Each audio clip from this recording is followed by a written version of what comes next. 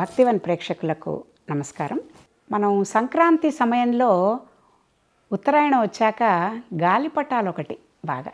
ఇప్పుడు ప్రశ్న ఏంటంటే అసలు గాలిపటాలు ఎందుకు ఎగరేస్తారు, కారణం ఏంటి అనేది ఆలోచిస్తే, సరే అందరం చూస్తాం గాలిపటాలు చక్కగా ఎగురుతూ ఉంటాయి, రకరకాల గాలిపటాలు ఆకాశంలో.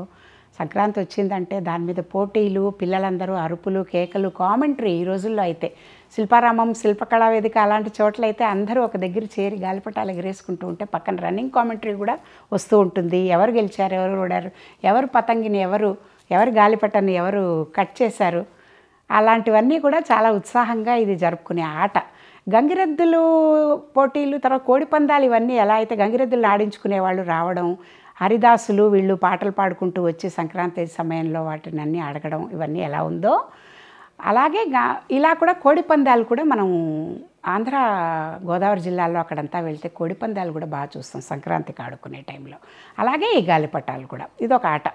ఇది అసలు ముఖ్యంగా ఎక్కడ మొదలైంది అని కనుక చరిత్ర చూసుకుంటే గుజరాత్లో మొదలైందని బాగా ప్రామాణికంగా మనకు తెలుస్తోంది, చరిత్ర చెప్తోంది.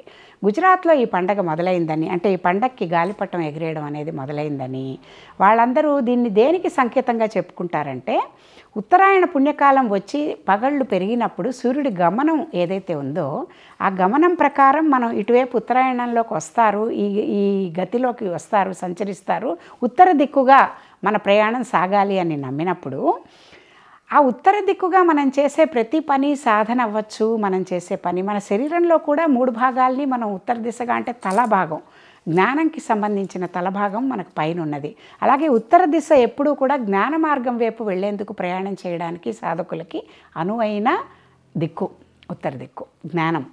అలాగే ఇప్పుడు ఇటు కూడా ఏం చెప్తారంటే, ఈ గాలి పటం ఎగిరేయడం వెనక గుజరాత్లో వాళ్ళు ఏం నమ్ముతారంటే, సూర్యారాధన చేసుకుంటూ సూర్యుడు ఎప్పుడైతే ఆ ఉత్తర దిశగా ఉత్తరాయణంకి వచ్చి ఆయనం ముగిసిపోయి దక్షిణాయనం అయిపోయి ఉత్తరాయణం వచ్చిందో దానికి సంకేతంగా వాళ్ళు ఆకాశంలో ఈ గాలిపటాలు ఎగిరేయడం అనేది మొదలైందని, వాళ్ళు ఒకళ్ళే కాకుండా మేడ మీదకు వెళ్ళి ఒక్కొక్కళ్ళు ఆ కుటుంబం అంతా కలిసి ఎగరేస్తున్నప్పుడు కుటుంబ సభ్యులందరూ కలిసి ఐకమత్యంగా ఒక ఆట ఆడుకోవడం, కుటుంబం అంతా కలిసి వేడుకగా జరుపుకోవడం ఒకటి వాళ్ళు గ్రహించింది. రెండోది, ఎప్పుడైతే కుటుంబం దాటి ఒక ఓపెన్ ప్లేస్లో అందరూ కలిసి సామూహికంగా చేసుకునే పండగలాగా అనుకుంటారో అప్పుడు ఏంటంటే ఆనందం వెల్లివిరుస్తుంది. ఒకళ్ళకోళ్ళు చక్కగా ఆత్మీయతా భావంతో అందరూ దగ్గర చేరి ఈ ఆకాశంలో ఎగిరే, అంటే దాన్ని చూసినప్పుడు మనకి రకరకాలైన భావాలు కలుగుతాయి.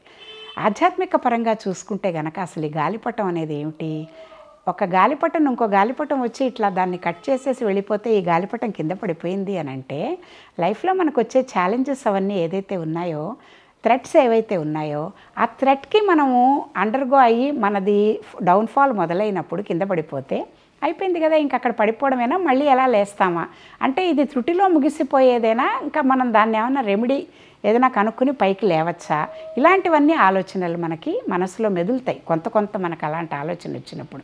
అలాగే ఇంకోటి ఏం చెప్తారు, ఈ జీవాత్మ పరమాత్మ దృష్టిగా చూసినప్పుడు ఈ గాలిపటం అనేది మనం జీవుడు అనుకుంటే, ఈ గాలిపటం ఆయుష్ అయిపోయాక అది తెగిపోతుంది, ఆత్మ వేరే అవుతుంది, శరీరాన్నంతా పంచభూతాలకి మనం సమర్పించేస్తాం కదా, దాని పయనం ముగిసిపోయింది, ఇంకా ఆ జీవిది ప్రయాణం. ఆ ఆత్మకి మళ్ళీ మరణం అనేది లేదు కాబట్టి మళ్ళీ తర్వాత కొత్త జీవితం మొదలుపెట్టి కొత్త దేహం కోసం చూసుకుని ఆ కర్మ పరిపక్వం అయినప్పుడు ఆ పాస్ట్ కర్మనంతా కలుపుకుని మళ్ళీ దేహం తీసుకోవడం, ఇదంతా వేరే టాపిక్, పెద్ద సైన్స్ అది. అందులో భాగంగా చూసుకున్నప్పుడు ఈ ఆత్మ పరమాత్మ దృష్టితో చూస్తే పరమాత్మ చేతిలో మనందరం కూడా గాలిపటంలాగా ఆయన మనని కొస పట్టుకుని దారం పట్టుకుని మన ఎగరేస్తున్నారని, మనం ఎప్పుడైతే దానికి గాలికి ఆ ఫ్లోలో పడి వెళ్తూ భగవంతుడు ఆదేశానుసారం మన లైఫ్ పర్పస్ ప్రకారం వెళ్తున్నంత వరకు మనకి చాలా బాగుంటుంది. ఫ్లోకి అగెయిన్స్ట్గా, అంటే ఈ థ్రెడ్స్ ఇవి వీక్నెస్లకి అటువైపుగా వెళ్ళినప్పుడు మన పతనం మొదలవుతుంది. ఇంకోటి ఏదైనా థ్రెట్ వచ్చినప్పుడు మన జీవితం ముగిసిపోయి కింద పడిపోయినట్టుగా ఒక భావన. అంటే భగవంతుడి చేతిలో గనక మనం ఈ జీవుడు దేహాన్ని వదిలేసి పరమాత్మ దగ్గరికి వెళ్ళిపోయినప్పుడు దానికి సంకేతంగా పెద్దల్ని కూడా మనం స్మరించుకుంటున్నాం కాబట్టి ఈ గాలిపటం ఎగిరేయడం వెనక ఇన్ని రకాల ఆలోచనలు మనకి మనసుకి తడతాయి అన్నమాట. నమస్కారం.